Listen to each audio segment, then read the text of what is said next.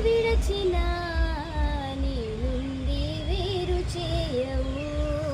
ప్రభువా నీ నుండి వేరు చేయవు.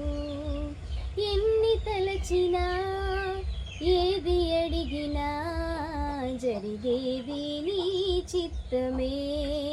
ప్రభువా జరిగేది నీ చిత్తమే. నీ వాక్కుకై వేచియుంటిని, నా ప్రార్థన ఆలకించుమా. ప్రభువా నా ప్రార్థన ఆలకించుమా.